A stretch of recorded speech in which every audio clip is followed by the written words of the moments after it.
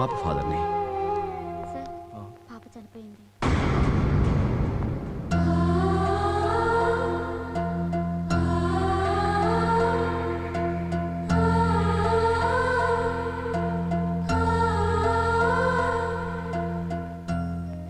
అఖి రే, daddy వచ్చాడులేమ్మా, లేగరా. పాప మాకిది మామూలేరా. I'm sorry కన్నా, రాత్రి రాలేకపోయాను. నాన్న లేకరా. ఇక పాప మనకి లేదురా.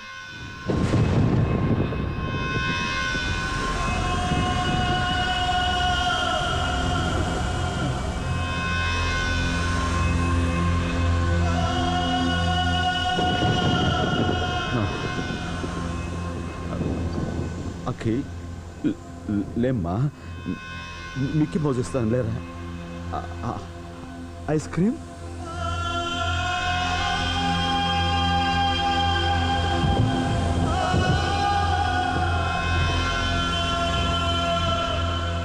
అరే Akhi. Raj no no.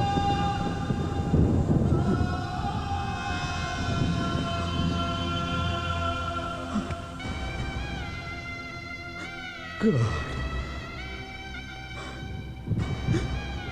Reactive.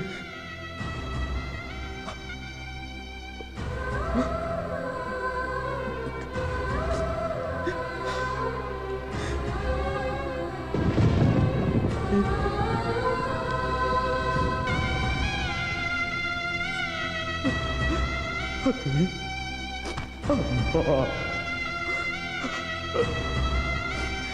Okay రే, నువ్వు లేవమని చెప్పురా. నువ్వు లేవమని అమ్మా.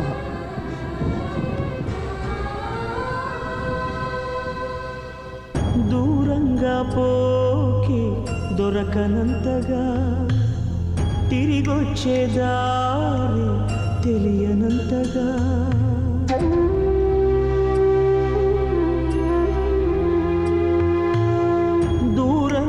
పోకి దొరకనంతగా, తిరిగొచ్చే దారి తెలియనంతగా, భూమాత ఒడి చేరి నా భారం దించావా, చూస్తూనే చేసారి ఎదకోతే పెంచావా, నీ డాడీ రెక్కలు విరిచావా, మెట్టింటికి పంపేదాకాగలేక మట్టింటికి వెళ్ళిపోయావా శాశ్వతంగా.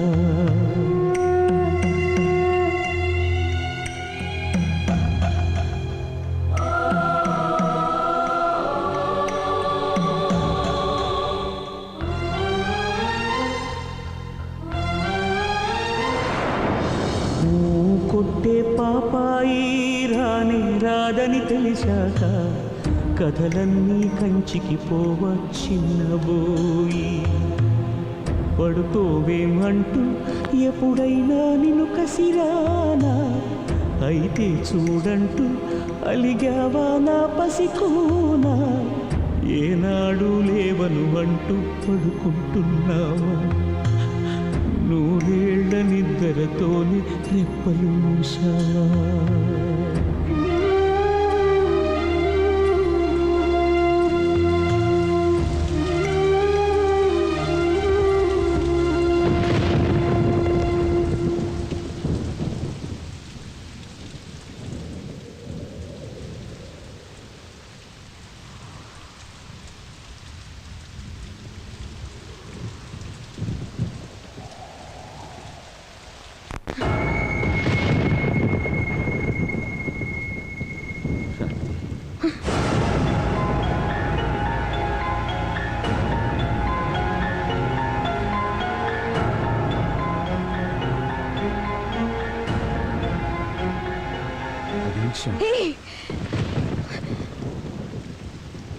నా కూతుర్ని నువ్వే చంపేశావు. నా కూతురు డబ్బులు లేక చనిపోలేదు, వైద్యం అందక చనిపోలేదు, కేవలం తండ్రి అనే మాటకు అర్థం తెలియని ఓ రాతి మనిషి వల్ల డాడీ డాడీ అంటూ కనుమూసింది. శాంతి, మధ్యలేందలా మాట్లాడుకో. పాప నా ప్రాణం. అలాంటిది నేను నువ్వే చెప్పేశావు. ఏ క్షణం బ్యాంకులో దానికోసం దాచిపెట్టిన డబ్బుని మీ స్నేహితుడికి ఇచ్చావో ఆ క్షణంలోనే చచ్చిపోయింది.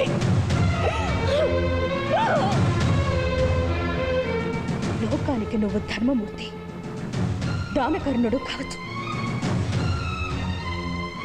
కానీ నాకు మాత్రం నువ్వు నా బిడ్డని చంపిన హంతకుడు.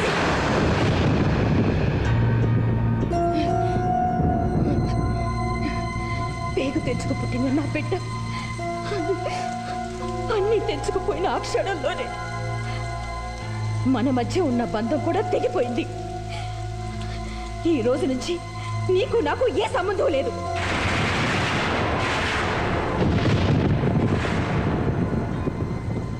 భార్యగా నేను కోరుకున్నది నా బిడ్డను నాకు దక్కించమని, అది కూడా చేయలేకపోయావు.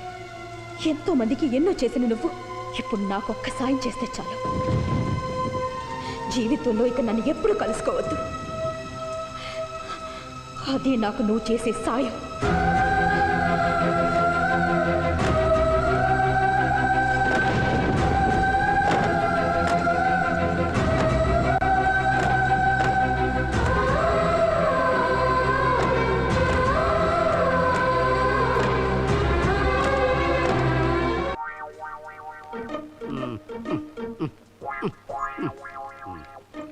ఖాళీ లేదు. ఏంటి సార్ ప్రాబ్లం? ప్రాబ్లం ఏం లేదండి. నేను ఏ క్షణంలోనో పోవచ్చని డాక్టర్లు చెప్పారు. నేను చనిపోయినా బతకాలన్నది నా కోరిక. అందుకని నా కళ్ళని, నా గుండెని, నా లివర్ని, నా కిడ్నీస్ని ఎవరికైనా దానం చేయదలుచుకున్నాను. ఆపరేషన్ మరో గంటలో చేయబోతున్నాను. ఆహా, ఎంత గొప్పోళ్ళు సార్ మీరు. దీనికి వెళ్ళాలి. సీటు దొరికింది. ఈ హాస్పిటల్లో కూర్చోడానికి సీటు దొరకట్లేదండి. కాళ్ళు పీక్కిపోతున్నాయి నాకు.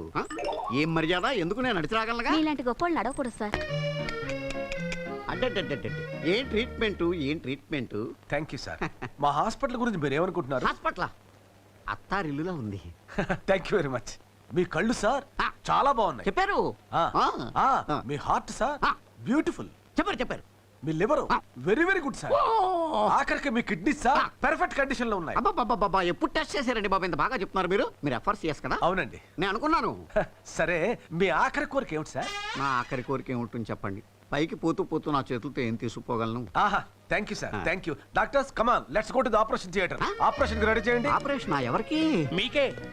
నాకెందుకు? మీకు కూడా నాకున్న భావాలే ఉన్నందుకు నేను ఎంతో గర్వంగా ఫీల్ అవుతున్నాను. ఏంటా భావాలు? నేను నా కళ్ళని, నా గుండెని, నా లివర్ని, కిడ్నీస్ ని దానం చేయదలిచాను. మీరు కూడా వాటిని దానం చేస్తున్నందుకు నేను మిమ్మల్ని అప్రిషియేట్ చేస్తున్నాను. అప్రిషియేట్ చేయి. ఈ కేసు మీదన్నమాట. కుర్చీ ఖాళీగా దొరికింది కదా, నీ వీల్ చైర్ లో కూర్చుంటే పట్టుకొచ్చి ఇక్కడ పార్సల్ తీసేస్తారా? ఆగండి. దానం చేస్తే మీకు పోస్ట్ మార్టం ఫ్రీ. నీ పిండాకుడు ఫ్రీ. నువ్వు చేయించుకో పోస్ట్ మార్టం ఫ్రీ అని పార్సల్ ఇచ్చేస్తాడు.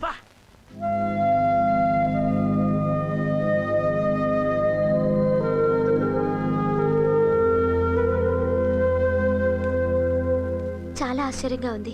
మనసులో ఇన్ని బాధలున్నా 6 సంవత్సరాల నుంచి పైకి మామూలుగా ఎలా ఉండగలుగుతున్నాడు? ఉండటమే కాదు, ఎంతో మంది పిల్లల ప్రాణాలు కాపాడాడు.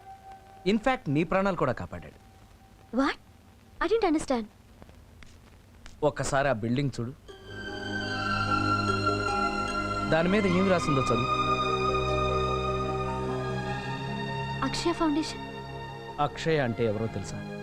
రాజు కూతురు. అంటే ఈ ఫౌండేషన్ అంతా రాజుదే. డబ్బు లేకపోవటం వల్ల తన కూతురు చనిపోయిందని, అలాంటి పరిస్థితి ఏ బిడ్డకి రాకూడదని ఆ కష్టాన్నంతా తనలోనే దిగమింగుకుని తన బిజినెస్ టాలెంట్తో ఎంతోమంది పిల్లలకు ఉపయోగపడేటట్టుగా ఈ ఫౌండేషన్ కట్టాడు.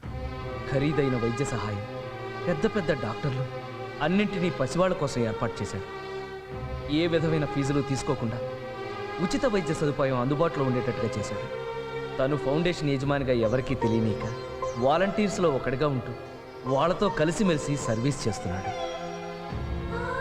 పోయిన బిడ్డ జ్ఞాపకంగా ఓ గదిలో పాప రూపాన్ని పెట్టుకుని ఈ ఆసుపత్రిని ఆ పాపకి అంకితం చేశాడు.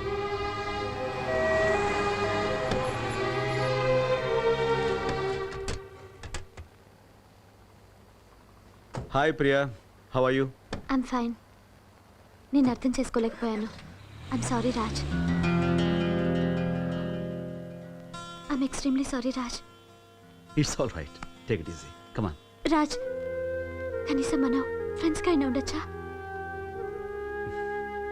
Yes, your friends. Thank you so much. Come on.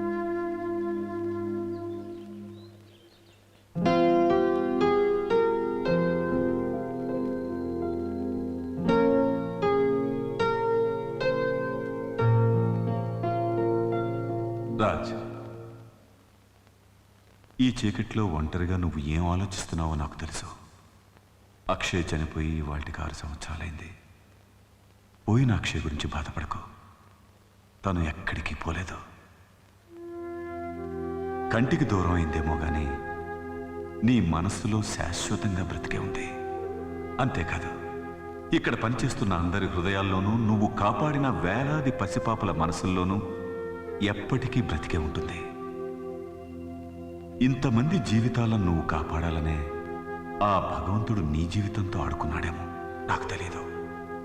But I know one thing, నీలాంటి మంచి వాళ్ళకి అంతా మంచి జరుగుతుంది. Thank you doctor.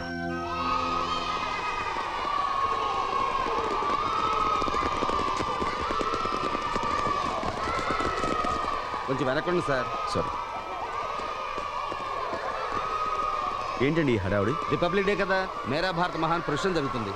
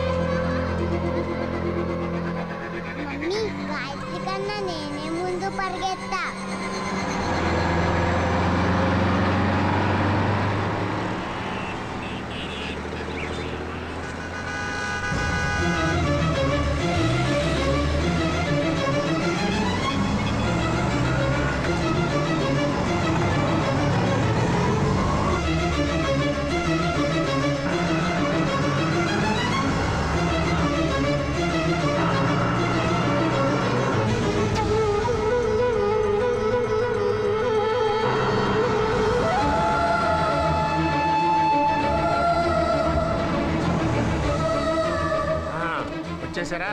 బాబాయ్ ఐసన్ లోపలికి తీసుకెళ్ళి ఏం జరిగిందమ్మా? చెప్తాను, ముందు లోపలికి తీసుకెళ్ళి.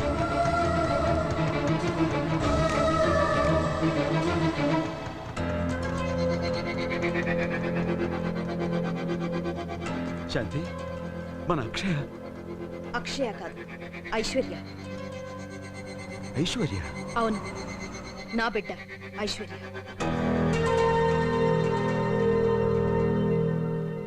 అక్షయ హాస్పిటల్లో ఉన్న రోజుల్లోనే నేను నెల తప్పాననే నిజం నాకు తెలిసింది. చావు బతుకుల్లో అక్షయ ఉండగా ఆ విషయం నీకు చెప్పే అవకాశం లేకపోయింది. అక్షయ పోయాక ఆ విషయం చెప్పే అవసరమే లేకపోయింది. నీ కారణంగా ఒక పాపను పోగొట్టుకున్నా నేను, మరో బిడ్డను కూడా పోగొట్టుకుంటానేమో.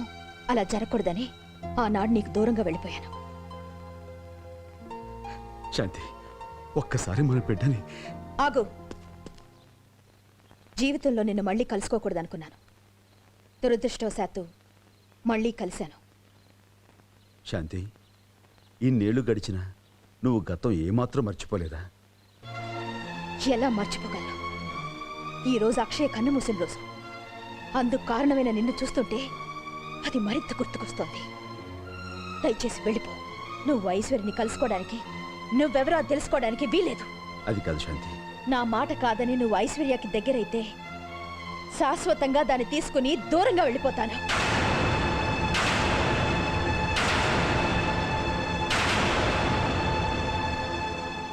ఓకే, నేనే వెళ్ళిపోతాను. కానీ ఇప్పటికీ నువ్వేమాత్రం మారలేదు శాంతి.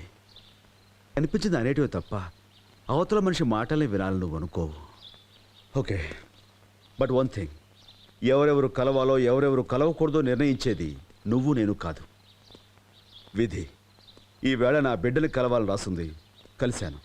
అలాగే రేపు మనం కలిసి ఉండాలని రాసుంటే ఎవరు కాదన్నా కలిసే ఉంటాం. ఇది సత్యం.